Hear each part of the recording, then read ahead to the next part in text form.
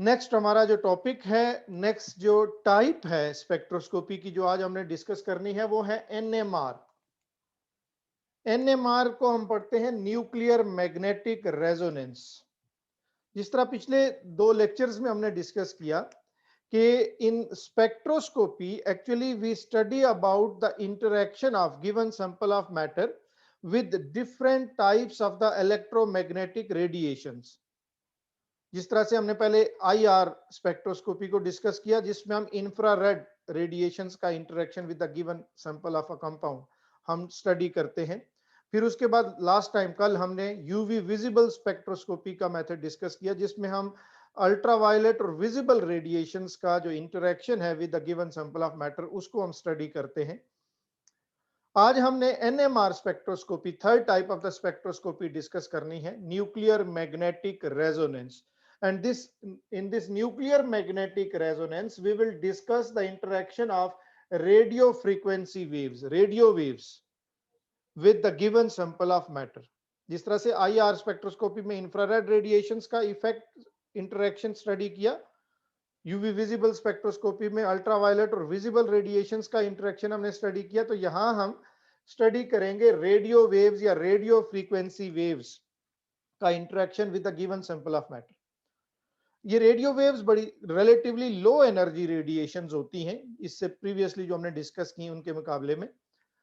अब different types की जो इलेक्ट्रोमैग्नेटिक रेडिएशंस हैं वो उनका effect on the given sample of matter different होता है, उनका इंटरेक्शन डिफरेंट होता है। लाइक आईआर स्पेक्ट्रोस्कोपी में हमने पढ़ा कि इंफ्रारेड रेडिएशंस क्या करती हैं, they make the bonds vibrate. जब कोई सब्सटेंस कोई मॉलिक्यूल आईआर रेडिएशन एब्जॉर्ब करता है तो उसके बॉन्ड्स वाइब्रेट करना स्टार्ट हो जाते हैं। फिर उसके बाद नेक्स्ट डे कल हमने डिस्कस की यूवी विजिबल स्पेक्ट्रोस्कोपी, तो उसमें हमने पढ़ा कि अल्ट्रावायलेट और विजिबल रेडिएशंस का इफेक्ट, उनका इंटरेक्शन क्या होता है with a given substance. They can cause the excitation of electrons from lower energy level to higher energy level. So in this NMR spectroscopy, we study the effect interaction of radio waves with a given sample of matter। और radio waves का effect होता क्या है फिर उस substance के ऊपर, जब कोई सब्सटेंस कोई मॉलिक्यूल रेडियो वेव एब्जॉर्ब करेगा तो उसमें किस टाइप की ट्रांजिशन होगी। सो रेडियो वेव्स फ्लिप और change the alignment of nuclei with external magnetic field. Radio waves का इंटरेक्शन या उनका इफेक्ट क्या होता है, they can cause the flipping of alignment, they can cause the change of alignment of the nuclei with the external magnetic field। ये तो summary हमने उसकी बता दी कि वो क्या इफेक्ट है उनका। अब इसकी डिटेल्स क्या है, इसकी डिटेल्स को समझने के लिए एक चीज जो इससे पहले कहीं हम किसी टॉपिक में इस एफएससी लेवल पे डिस्कस नहीं करते, हो सकता है फिजिक्स में आपने किया हो बट केमिस्ट्री के किसी टॉपिक में हमने डिस्कस नहीं किया, वो है न्यूक्लियर स्पिन। अब न्यूक्लियर स्पिन क्या होता है कि जिस तरह फर्स्ट ईयर में हमने जो क्वांटम नंबर्स का टॉपिक है उसमें पढ़ा था कि इलेक्ट्रॉन्स अपने ऑर्बिट्स में रिवॉल्व करने के साथ साथ अपने एक्सिस पे स्पिन भी कर रहे होते हैं। And being a charge particle, जब वो अपने एक्सिस पे स्पिन करते हैं तो फिर उनसे मैग्नेटिक फील्ड जनरेट होता है। As a result they possess a certain magnetic moment, right. और फिर हमने उससे रिलेटेड उनका एक स्पिन क्वांटम नंबर भी होता है, और जब सारे इलेक्ट्रॉन्स पेयर्ड होते हैं तो चूंकि उनका स्पिन अपोजिट होता है तो मैग्नेटिक मोमेंट की डायरेक्शन अपोजिट होती है, नेट मैग्नेटिक मोमेंट जीरो हो जाता है। ऐसे मॉलिक्यूल्स डायामैग्नेटिक होते हैं। और अगर किसी मॉलिक्यूल में कुछ इलेक्ट्रॉन्स अनपेयर्ड हैं तो उस मॉलिक्यूल के अंदर एक नेट मैग्नेटिक मोमेंट होता है और एक्सटर्नल मैग्नेटिक फील्ड के साथ वो इंटरेक्ट करता है, पैरामैग्नेटिक होता है एंड सो ऑन। तो ये इलेक्ट्रॉन्स के लिए हमने फर्स्ट ईयर में पढ़ा था। Now, just like electrons, the nuclei of the atoms, all of the atoms present in a molecule, they also spin upon their axis। जो न्यूक्लियस होता है किसी भी एटम का वो भी अपने एक्सिस पे स्पिन कर रहा होता है। और एज अ रिजल्ट जिस तरह इलेक्ट्रॉन्स का स्पिन क्वांटम नंबर होता है, फिर न्यूक्लियाई का भी एक सर्टेन स्पिन क्वांटम नंबर होता है। और जब वो स्पिन करते हैं तो चूंकि न्यूक्लियाई भी इलेक्ट्रॉन की तरह चार्ज पार्टिकल्स हैं तो उनके स्पिन करने से भी मैग्नेटिक फील्ड जनरेट होता है। कुछ टाइप के न्यूक्लियाई में अभी आपको बताऊंगा कि कौन से। और उनका जब मैग्नेटिक फील्ड जनरेट होगा तो फिर उन न्यूक्लियाई का भी एक सर्टेन मैग्नेटिक मूवमेंट होगा।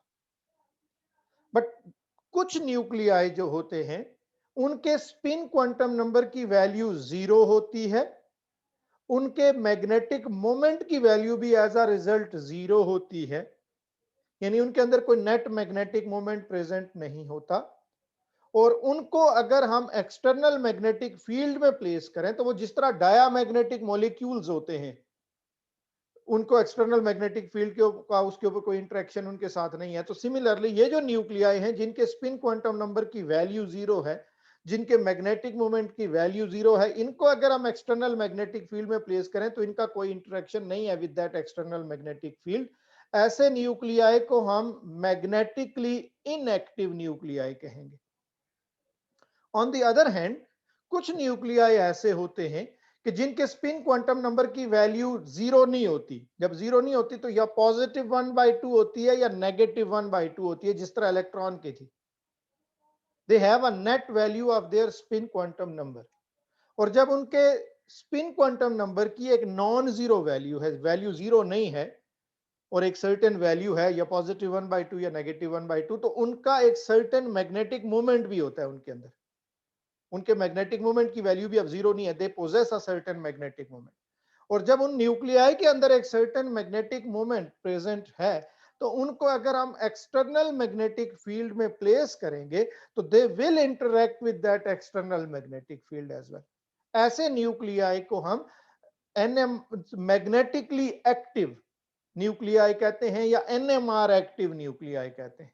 और जो पहले मैंने आपको बताया जिनके स्पिन क्वांटम नंबर की वैल्यू 0 है, जिनके मैग्नेटिक मोमेंट की वैल्यू 0 है और जो एक्सटर्नल मैग्नेटिक फील्ड के साथ इंटरेक्ट नहीं करते, उनको हम मैग्नेटिकली इनएक्टिव या एनएमआर इनएक्टिव न्यूक्लियाई कहते हैं। अब ये जो न्यूक्लियाई का मैग्नेटिक मोमेंट है या न्यूक्लियाई का मैग्नेटिक स्पिन है, इसकी कैलकुलेशन जो है वो एक बड़ी लेंथी मैथमेटिकल कैलकुलेशन है जो इस लेवल पे डेफिनेटली हम डिस्कस नहीं कर सकते। बट ब्रीफली मैं आपको एक्सप्लेन कर देता हूं कि हमें कैसे पता चलेगा कि कौन से न्यूक्लियाई एनएमआर एक्टिव हैं या मैग्नेटिकली एक्टिव हैं, एक्सटर्नल मैग्नेटिक फील्ड के साथ इंटरेक्ट करेंगे, और कौन से न्यूक्लियाई एनएमआर इनएक्टिव हैं और वो एक्सटर्नल मैग्नेटिक फील्ड के साथ इंटरेक्ट नहीं करेंगे।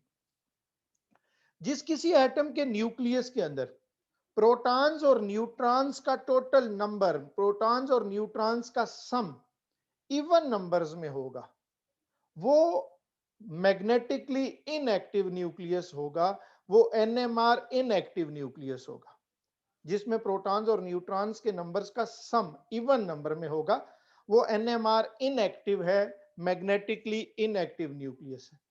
और अगर किसी न्यूक्लियस के अंदर प्रोटॉन्स और न्यूट्रॉन्स के नंबर का सम ऑड नंबर्स में आता है, और प्रोटॉन और न्यूट्रॉन के नंबर के सम को हम मैस नंबर भी कहते हैं ना, तो मैस नंबर अगर उसका ऑड नंबर में है तो फिर वो एनएमआर एक्टिव होगा, वो मैग्नेटिकली एक्टिव होगा और वो एक्सटर्नल मैग्नेटिक फील्ड के साथ इंटरेक्ट करेगा। फॉर एग्जाम्पल कार्बन 12 जो है, जो नॉर्मल आइसोटोप है कार्बन का, तो इसका मैस नंबर 12 है, प्रोटॉन न्यूट्रॉन के नंबर का सम 12 इवन नंबर में, तो ये एनएमआर इनएक्टिव है, मैग्नेटिकली इनएक्टिव है। लेकिन कार्बन 13 आइसोटोप जो है उसके अंदर अब प्रोटॉन्स और न्यूट्रॉन्स के नंबर का सम 13 हो गया, जो ऑड नंबर है, that is NMR active. Similarly nitrogen का जो ऑर्डिनरी आइसोटोप है नाइट्रोजन 14, वो तो इवन नंबर में आ गया, मैस नंबर प्रोटॉन न्यूट्रॉन्स का सम इन इवन नंबर, तो वो एनएमआर इनएक्टिव। लेकिन जो नाइट्रोजन 15 है वो एनएमआर एक्टिव होता है। फास्फोरस 31 है तो एनएमआर एक्टिव है। क्लोरीन 35 है तो एनएमआर एक्टिव है। हाइड्रोजन का न्यूक्लियस 1 है, उसका मैस नंबर ऑड नंबर है तो वो एनएमआर एक्टिव है। तो जो एनएमआर इनएक्टिव न्यूक्लियाई होते हैं जिनमें प्रोटॉन न्यूट्रॉन्स के नंबर का सम इवन नंबर में है, उनका कोई रोल नहीं है इस एनएमआर स्पेक्ट्रोस्कोपी में, वो एक्सटर्नल मैग्नेटिक फील्ड के साथ इंटरेक्ट नहीं करते। लेकिन जो एनएमआर एक्टिव न्यूक्लियाई हैं having the sum of protons and neutrons in odd number, वो एनएमआर एक्टिव होते हैं और उन्हीं के ऊपर ये सारी एनएमआर स्पेक्ट्रोस्कोपी बेस्ड है। अब जो एनएमआर एक्टिव न्यूक्लियाई हैं, जब हमने कहा कि they have a net value of their magnetic spin quantum number and they have a net value of their magnetic moment, so they behave like a tiny bar magnet, जिस तरह electron के लिए हमने कहा था, वो छोटे से एक बार मैग्नेट की तरह बिहेव करते हैं। अब जब हम किसी गिवन सैंपल को एक्सटर्नल मैग्नेटिक फील्ड में प्लेस करते हैं, उसके ऊपर एक्सटर्नल मैग्नेटिक फील्ड अप्लाई करते हैं, तो उस गिवन सैंपल के अंदर जितने भी एनएमआर एक्टिव न्यूक्लियाई होते हैं वो सारे उस एक्सटर्नल मैग्नेटिक फील्ड को के साथ अपने आप को अलाइन कर लेते हैं। जो एनएमआर इनएक्टिव है उनके ऊपर तो उस एक्सटर्नल मैग्नेटिक फील्ड का कोई इंपैक्ट, कोई इंटरेक्शन नहीं होगा, बट जो एनएमआर एक्टिव न्यूक्लियाई हैं, जब हम किसी सैंपल के ऊपर एक्सटर्नल मैग्नेटिक फील्ड अप्लाई करेंगे तो वो सारे एनएमआर एक्टिव न्यूक्लियाई अपने आप को अलाइन कर लेंगे विद दैट मैग्नेटिक फील्ड। अब जब वो अपने आप को अलाइन करते हैं तो अलाइन करने की दो पॉसिबिलिटीज होती हैं। वो दो पॉसिबिलिटीज क्या हैं? Either they will align along the external magnetic field और they will align against the external magnetic field. दो पॉसिबल अलाइनमेंट्स हैं। वो जो एनएमआर एक्टिव न्यूक्लियाई हैं उनकी alignment along the external magnetic field भी हो सकती है, अप्लाइड मैग्नेटिक फील्ड, और उसके अगेंस्ट भी हो सकती है। अब ये क्या चीज है, मैं इसको थोड़ा सा आपको इस तरह से एक एग्जांपल से एक्सप्लेन करूं कि लेट्स से हमारे पास कोई ऐसी एक स्ट्रीम है जिसमें ऐसे वाटर फ्लो कर रहा है और इसमें हम कुछ वुड के पीसेस, ऐसे चौड़े लाइट वेट थोड़े से पीसेस, लंबे पीसेस इसमें वुड के हम इसमें ऐसे फेंक देते हैं, ऐसे। हल्की है लकड़ी तो वो सारी उस वाटर के साथ क्या करना शो कर देगी, फ्लो करना शुरू हो जाएगी। अब वो नॉर्मली जब वो लकड़ी उस एक्सटर्नल वाटर के साथ फ्लो करती है तो वो जिस तरह से ये शो की हुई है इस तरह से होती है लकड़ी है, वो ऐसे क्रॉस होके फ्लो करती है। इजीली फ्लो किस तरह कर रही होती है, ऐसे ही ऐसे क्रॉस होके।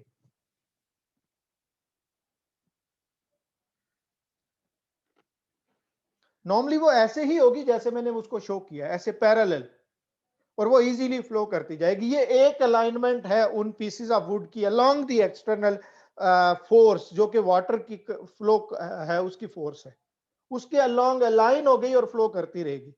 अब अगर हमें इन लकड़ी के पीसेस जो हैं इनकी अलाइनमेंट को चेंज करना हो, लेकिन यानी ऐसे करना हो, वो पहले उसके साथ पैरेलल उसके अलाइन थे और इस तरह फ्लो कर रहे थे, हमें उनकी डायरेक्शन को ऐसे चेंज करना हो तो हमें क्या करना पड़ेगा, एनर्जी कंज्यूम करनी पड़ेगी। लकड़ी का एक पीस है वो ऐसे फ्लो करता आ रहा है, आपने उसको ऐसे अगर करना है उसके लिए आपको एनर्जी प्रोवाइड करनी पड़ेगी। तो इस अलाइनमेंट से जब वो इस अलाइनमेंट में चेंज हुआ, उसकी अलाइनमेंट इस तरह से इस तरह चेंज हुई तो उसने कुछ एनर्जी एब्जॉर्ब कर ली। इसका मतलब है इस अलाइनमेंट में उसकी एनर्जी हायर है और इस अलाइनमेंट में उसकी एनर्जी लोअर है, क्योंकि वो फ्रीली ऐसे पैरेलल टू द वाटर, वो एक लकड़ी का पीस है वो फ्लो कर रहा है, ये उसकी एक अलाइनमेंट है। अगर आपने उसकी अलाइनमेंट को ऐसे चेंज करना है तो आपको फोर्स लगानी पड़ेगी, एनर्जी प्रोवाइड करनी पड़ेगी, फिर उसकी अलाइनमेंट चेंज होगी। तो अब ये वाली जो अलाइनमेंट है, इस तरह से इस तरह वाली अलाइनमेंट में आने के लिए उसने कुछ और एनर्जी एब्जॉर्ब की, तो अब उसकी एनर्जी हायर है in this type of the alignment, और ये उसकी लोअर एनर्जी अलाइनमेंट है। सिमिलरली जब आप किसी सैंपल को एक्सटर्नल मैग्नेटिक फील्ड में प्लेस करोगे तो उसके जो एनएमआर एक्टिव न्यूक्लियाई हैं उनकी अलाइनमेंट की दो पॉसिबिलिटीज है। नॉर्मली जब उसको प्लेस करेंगे तो सारे जो एनएमआर एक्टिव न्यूक्लियाई हैं they will align themself along the magnetic field like this, और इस अलाइनमेंट में along the external magnetic field फिर उनकी एनर्जी क्या होगी, लो होगी। तो उन सब ने अपने आप को लोअर एनर्जी स्टेट में अलाइन कर लिया, जितने भी उसमें एनएमआर एक्टिव न्यूक्लियाई होंगे उन सब ने अपने आप को लोअर एनर्जी स्टेट में अलाइन कर लिया, और इस लोअर एनर्जी स्टेट में उनके स्पिन क्वांटम नंबर की वैल्यू +1/2 है, +1/2। उन सब ने अपने आप को लोअर एनर्जी अलाइनमेंट में, लोअर एनर्जी स्पिन स्टेट में अलाइन कर लिया। अब अगर इनकी अलाइनमेंट को हमें चेंज करना हो, फ्लिप करना हो, इसके लिए उनको एनर्जी रिक्वायर्ड है।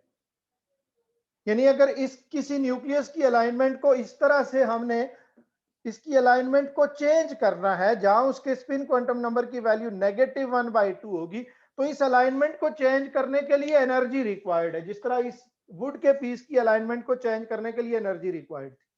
हम उसको एनर्जी देंगे तो उसकी अलाइनमेंट चेंज हो जाएगी, वो एनर्जी एब्जॉर्ब करेगा। अब इसकी इन दोनों एनर्जी स्टेट्स में जो डिफरेंस है, स्पिन स्टेट्स का जो डिफरेंस है, उसकी एनर्जी रेडियो वेव्स की एनर्जी के रेंज में आती है। इसका मतलब है जब भी कोई न्यूक्लियस, एनएमआर एक्टिव न्यूक्लियस अपनी अलाइनमेंट को चेंज करता है with the external magnetic field, तो वो कौन सी एनर्जी की रेडिएशन एब्जॉर्ब करता है? वो रेडियो वेव्स एब्जॉर्ब करता है। लेकिन अगर इन सारे लकड़ी के जो पीसीज हैं उनका मैस डिफरेंट हो, कोई हल्का है, कोई भारी है, कोई उससे ज्यादा भारी है, तो उन सबकी अलाइनमेंट चेंज करने के लिए सेम अमाउंट ऑफ एनर्जी तो नहीं चाहिए होगी ना। जो हल्का सा उसको आप थोड़ा सा जोर लगाओगे वो इजीली ऐसे चेंज हो जाएगा, जो थोड़ा उससे भारी है थोड़ा ज्यादा आपको जोर लगाना पड़ेगा, और जो ज्यादा हैवियर है उसको की अलाइनमेंट चेंज करने के लिए आपको बहुत ज्यादा एनर्जी कंज्यूम करनी पड़ेगी। सिमिलरली जो डिफरेंट टाइप्स के न्यूक्लियाई होते हैं उनकी अलाइनमेंट चेंज करने के लिए different amount of energy required होती है। अब्सॉर्ब तो वो सारे कौन सी वेव्स करेंगे? रेडियो वेव्स ही करेंगे, रेडियो फ्रीक्वेंसी वेव्स।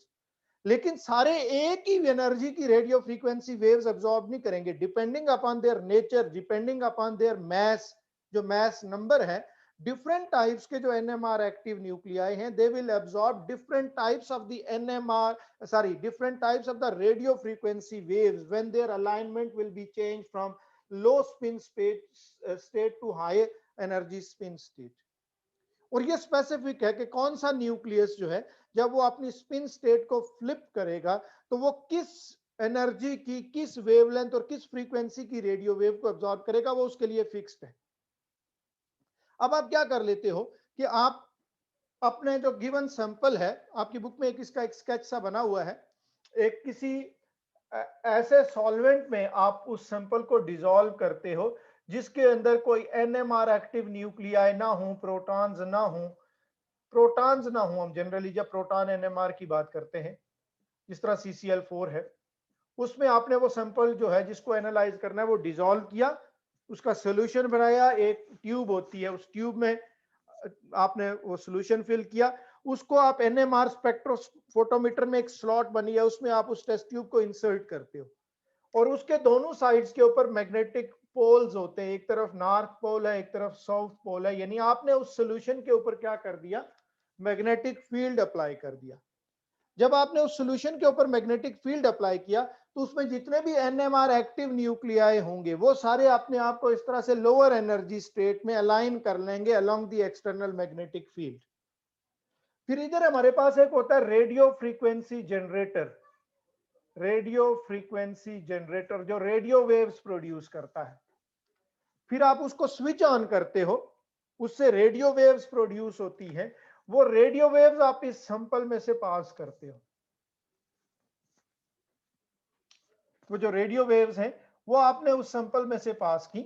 अब इस सैंपल के अंदर जितने डिफरेंट टाइप्स के एनएमआर एक्टिव न्यूक्लियाई होंगे वो सारे अपनी अपनी नेचर के अकॉर्डिंगली कुछ पर्टिकुलर फ्रीक्वेंसी, वेवलेंथ या एनर्जी की रेडियो वेव्स को एब्जॉर्ब कर लेंगे और उनकी स्पिन स्टेट्स चेंज हो जाएंगी।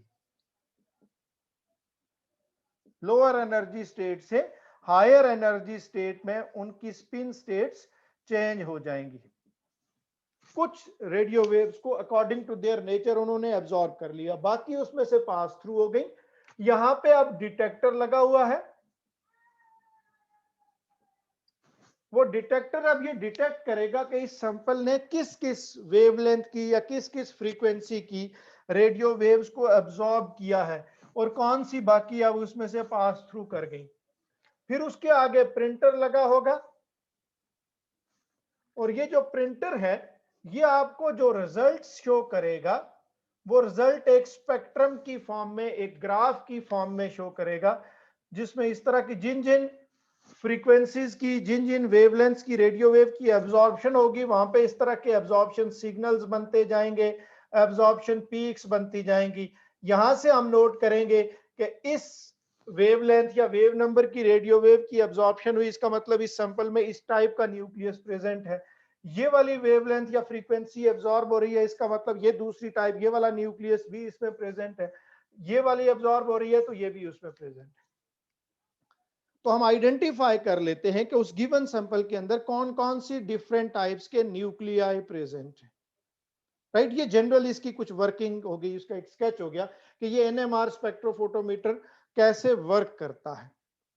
अच्छा, अब एक्चुअली तो हमें ये जो रेडियो वेव्स हैं इनकी फ्रीक्वेंसीज या इनके वेव नंबर्स को याद रखना चाहिए कि किस किस फ्रीक्वेंसी या किस वेव नंबर की रेडियो वेव की एब्जॉर्प्शन हुई है, और उससे आइडेंटिफाई करना है कि इस गिवन सैंपल में कौन कौन सी टाइप के न्यूक्लियाई प्रेजेंट हैं।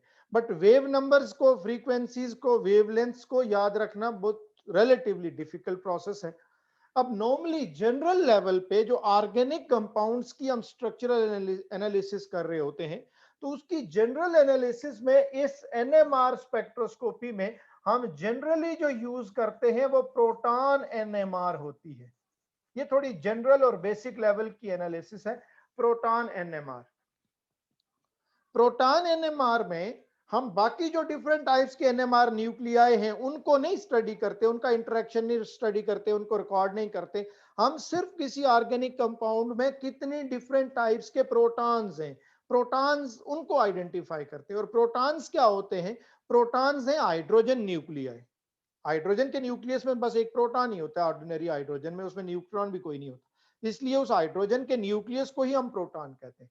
और वो उसमें चूंकि प्रोटॉन न्यूट्रॉन्स का सम, न्यूट्रॉन है ही नहीं, प्रोटॉन एक है, तो ऑड नंबर में है, वो एनएमआर एक्टिव भी होता है, उसकी भी एब्जॉर्प्शन, पीक एब्जॉर्प्शन सिग्नल इस तरह से बनता है। अच्छा, अब एक टाइप के जितने भी एनएमआर एक्टिव न्यूक्लियाई होते हैं एक जैसे किसी मॉलिक्यूल में, वो सारी एक ही जैसी रेडियो वेव्स को एब्जॉर्ब करते हैं, एक ही फ्रीक्वेंसी, एक ही वेवलेंथ की, इसलिए उन सबका सिग्नल एक ही बनता है। एक पर्टिकुलर टाइप के जितने भी न्यूक्लियाई किसी एक मॉलिक्यूल में होंगे, वो सारे एक ही फिक्स्ड फ्रीक्वेंसी और वेवलेंथ की रेडियो वेव्स एब्जॉर्ब करेंगे, उन सबका सिग्नल एक ही बनेगा। लेकिन जो एरिया अंडर द पीक जिसको हम कहते हैं कि वो सिग्नल कितना बड़ा होगा, कितना ब्रॉडर होगा, कितना टॉलर होगा, उसके अंदर एरिया अंडर द पीक जो है that is proportional to the number of that particular type of protons. ये जो पोजीशन है उसकी पीक की कि कहां पे वो पीक बनी, this depends upon the type or the nature of the nuclei, whereas the area under the peak that depends, that is directly proportional to the number of that particular type of the nuclei। उस type के nuclei जितने ज्यादा होंगे वो signal उतना बड़ा बनेगा, area under the peak ज्यादा होगा। और जिस पर्टिकुलर टाइप के न्यूक्लियाई का नंबर कम होगा वो पीक भी छोटी बनेगी, सिग्नल छोटा बनेगा, उसके एरिया अंडर द पीक भी कम होगा। अब जब हम प्रोटॉन एनएमआर की बात कर रहे हैं ऑर्गेनिक कंपाउंड्स में, तो उसमें तो हम सिर्फ प्रोटॉन्स को रिकॉर्ड करते हैं। अब प्रोटॉन्स क्या है? वो हाइड्रोजन न्यूक्लियाई हैं, और सारे हाइड्रोजन के न्यूक्लियाई, सारे प्रोटॉन तो फिर एक ही जैसे होते हैं। इसका मतलब वो सारे तो एक ही फ्रीक्वेंसी की रेडियो वेव को एब्जॉर्ब करेंगे, उनका सिग्नल तो एक ही जैसा होना चाहिए, एक ही सिग्नल होना चाहिए पूरे स्पेक्ट्रम में। लेकिन एक्चुअली ऐसा नहीं है। फर्स्टली तो जो फ्रीक्वेंसी या वेवलेंथ ऑफ द रेडिएशन है, रेडियो वेव है, वो किस पे हमने कहा डिपेंड करती है? नेचर और the type of the nucleus के ऊपर।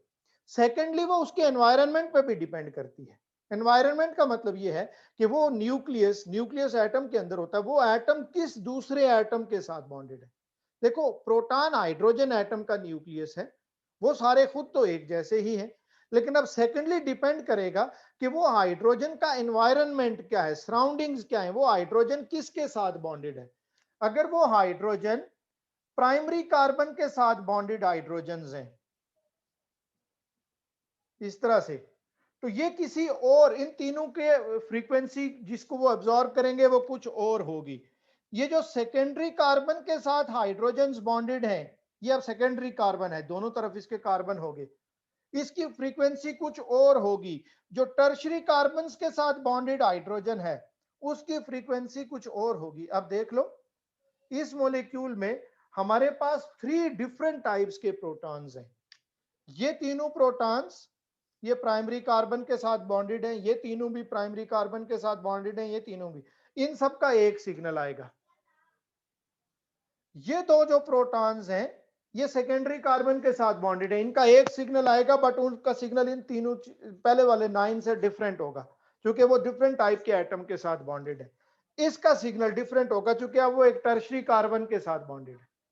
फिर बेंजीन रिंग के प्रोटॉन्स, उनका सिग्नल कुछ और होगा, वो किसी और डिफरेंट वेवलेंथ की आईआर रेडिएशन को एब्जॉर्ब, रेडियो वेव्स को एब्जॉर्ब करेंगे। अगर वो जो कार्बन है जिसके ऊपर प्रोटॉन्स अटैच्ड हैं वो आगे कार्बोनाइल ग्रुप के साथ अटैच्ड है, तो इनका सिग्नल कहीं और बनेगा। तो यानी सिर्फ प्रोटॉन्स भी अगर किसी प्रोटॉन एनएमआर जब हम स्टडी करते हैं किसी ऑर्गेनिक मॉलिक्यूल में जिसमें सिर्फ हम हाइड्रोजन्स को स्टडी कर रहे होते हैं, तो वहां से भी हमें यह पता चल जाता है कि उसमें कितने डिफरेंट टाइप्स के हाइड्रोजन्स प्रेजेंट हैं। प्राइमरी टाइप के हाइड्रोजन कितने, सेकेंडरी कितने हैं, टर्शरी कितने हैं, कार्बोनाइल ग्रुप के साथ वाला है या नहीं है, ये सारी चीजें हमें पता चल जाती हैं और हम उसकी स्ट्रक्चरल एनालिसिस कर लेते हैं। एक बात।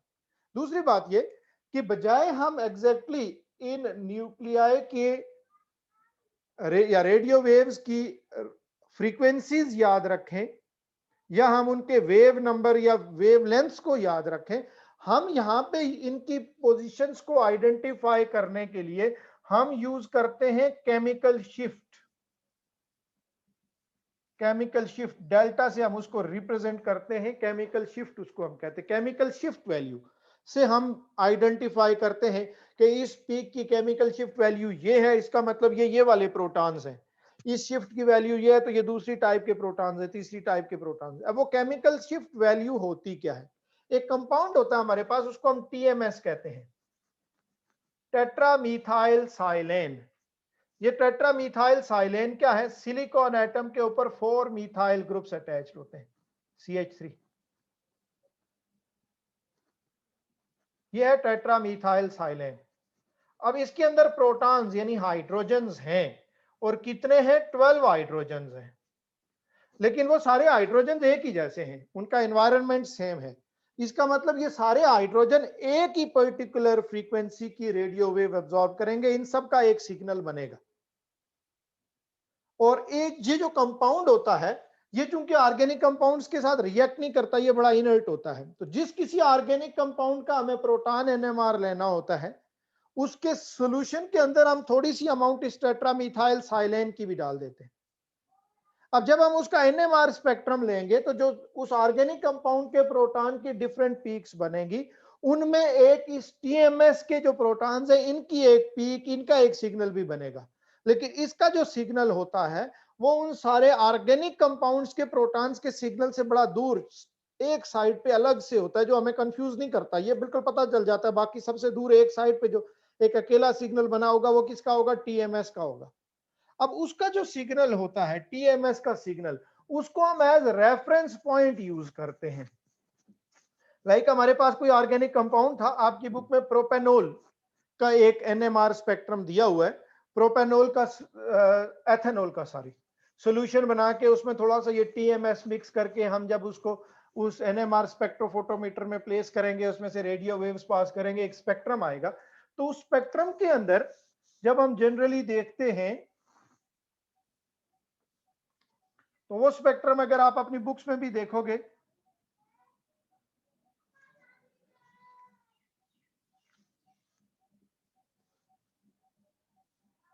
इस तरह का एक स्पेक्ट्रम है। अब इसमें एक एंड के ऊपर, एक साइड के ऊपर आपको ये जो अलग से एक सिग्नल नजर आएगा, एक स्मॉलर होता है रिलेटिवली, और वो इन सब से एक साइड पे होता है, ये इस टीएमएस का सिग्नल होता है। और इस टीएमएस के सिग्नल की पोजीशन को हम 0 कंसीडर करते हैं। अब इस टीएमएस के सिग्नल की पोजीशन से किसी भी दूसरे प्रोटॉन के सिग्नल की, एनएमआर सिग्नल की जो सेपरेशन है, जो उसका डिस्टेंस है, उसको हम उसकी केमिकल शिफ्ट वैल्यू कहते हैं। यहां से लेके यहां तक जो इसका डिस्टेंस है, ये इसकी शिफ्ट वैल्यू है। इसका यहां से लेके यहां तक ये जो डिस्टेंस है, ये इस टाइप के प्रोटॉन्स की शिफ्ट वैल्यू है। और इसी तरह से इसका जो डिस्टेंस है यहां से टीएमएस के, उसको हम इसकी शिफ्ट वैल्यू कहते हैं। ये इसको हम एज रेफरेंस पॉइंट यूज करते हैं, 0 कंसीडर करते हैं, और उस टीएमएस के रेफरेंस पॉइंट से लेके किसी भी दूसरे प्रोटॉन के सिग्नल का जो डिस्टेंस है इन द ग्राफ, उसको हम उसका केमिकल शिफ्ट वैल्यू कहते हैं। और बजाय हम इन रेडियो वेव्स की फ्रीक्वेंसीज याद रखने के या उनकी वेवलेंथ या वेव नंबर्स याद रखने के कि CH3 टाइप का प्रोटॉन किस वेव नंबर की रेडियो वेव एब्जॉर्ब करेगा, CH2 टाइप का जो सेकेंडरी कार्बन वाला है वो क्या करेगा, बेंजीन रिंग का प्रोटॉन किस वेव नंबर की रेडियो वेव एब्जॉर्ब करेगा, हम उनकी शिफ्ट वैल्यूज याद रख लेते हैं कि बेंजीन रिंग के प्रोटॉन की शिफ्ट वैल्यू क्या है, CH3 ग्रुप के प्रोटॉन की शिफ्ट वैल्यू क्या है, CH2 ग्रुप के प्रोटॉन की, तो हम शिफ्ट वैल्यूज याद रखते हैं। अच्छा, आपकी बुक में यहां इस टॉपिक के साथ अगर आप देखोगे तो यहां तो ऐसा कोई डाटा टेबल नहीं गिवन शिफ्ट वैल्यू का, लेकिन बिल्कुल एंड के ऊपर एक कोई shift value, chemical shift values का एक डाटा टेबल गिवन। अच्छा, अब इस बुक में मुझे वो भी नहीं नजर आ रहा भाई, ये नया एडिशन है, ये नई बुक है, इसमें तो आपको केमिकल शिफ्ट वैल्यूज का कोई टेबल यहाँ गिवन ही नहीं है जो होना चाहिए। वो टेबल अब इसमें से निकाल दिया इन्होंने। लेकिन अगर आपके पास, आप में से किसी के पास थोड़ा पुराना एडिशन हो, तो किसी पुराने एडिशन की बुक पे बिल्कुल इधर लास्ट में एक टेबल बना हुआ था, और उसमें ये जो NMR का डाटा टेबल था, केमिकल शिफ्ट वैल्यूज हमें गिवन थी, जिससे हमें पता चल रहा था, उस टेबल में गिवन था कि CH3 टाइप के प्रोटॉन की शिफ्ट वैल्यू क्या होती है, CH2 टाइप के प्रोटॉन की शिफ्ट वैल्यू क्या होती है, OH ग्रुप, OH उसमें भी तो प्रोटॉन है, उसकी शिफ्ट वैल्यू क्या होगी, अगर किसी मॉलिक्यूल में NH2 है तो उसमें भी दो प्रोटॉन्स है, उनकी शिफ्ट वैल्यू क्या होगी। तो डिफरेंट प्रोटॉन्स की वो शिफ्ट वैल्यू, वो हमें एक डाटा टेबल गिवन होता है, जो इस बुक में होना चाहिए डेफिनेटली, और वो ओल्ड कोर्स की बुक में इसके साथ टॉपिक के नहीं था, बिल्कुल एंड वाले पेज पे दिया हुआ था।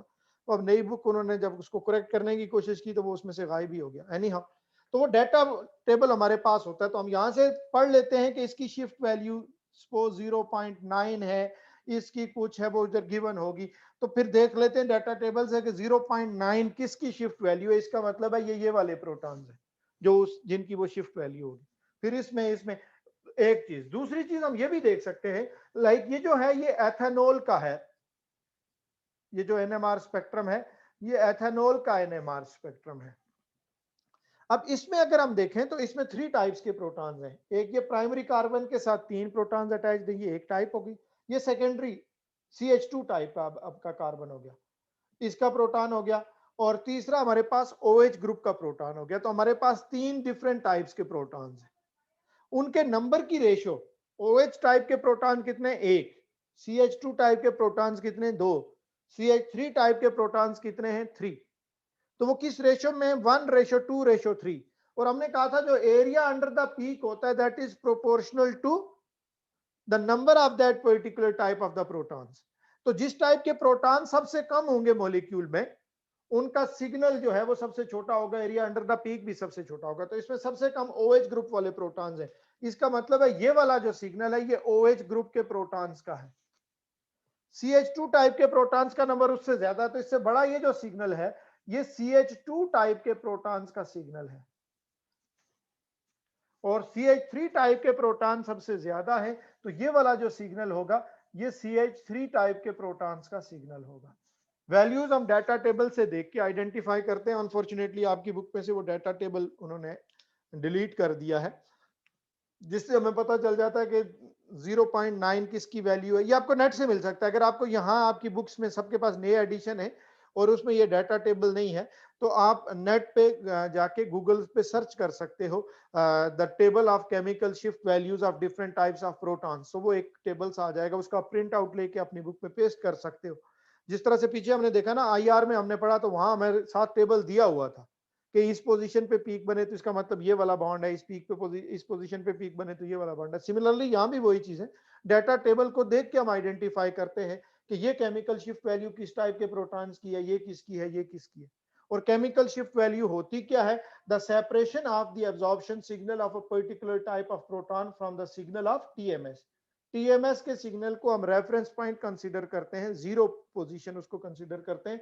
वहां से किसी भी पर्टिकुलर टाइप के प्रोटॉन के सिग्नल का जो डिस्टेंस है उसको हम उसकी केमिकल शिफ्ट वैल्यू कहते हैं। और इसको याद रखना रिलेटिवली, जनरली ये जीरो जो ऑर्गेनिक कंपाउंड्स होते हैं उनमें इन सारे प्रोटॉन्स की केमिकल शिफ्ट वैल्यू 0.1 से 0.9 के बीच बीच में कहीं आ रही होती है, या 1.23 भी कुछ हमें मिलती है, 1.5, तो इसी रेंज में थोड़ी छोटी सी एक रेंज होती है।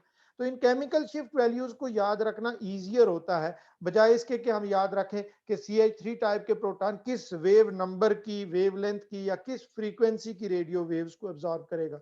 CH2 टाइप के प्रोटॉन किस फ्रीक्वेंसी की रेडिएशन है, तो वो फ्रीक्वेंसीज, वेवलेंथ्स या वेव नंबर्स याद रखने के बजाय ये केमिकल शिफ्ट वैल्यूज को याद रखना हमारे लिए इजियर होता है, इसलिए हम इसको रिप्रेजेंट करते हैं with this chemical shift value, और इसी से ही हम इनको रिप्रेजेंट करते हैं, इन्हीं को हम डाटा टेबल में भी यूज करते हैं। तो ये था हमारा आज का topic. Two types of the spectroscopy हम ऑलरेडी पढ़ चुके। फर्स्टली हमने डिस्कस किया IR स्पेक्ट्रोस्कोपी, जिसमें इंफ्रारेड रेडिएशंस के इफेक्ट को स्टडी किया।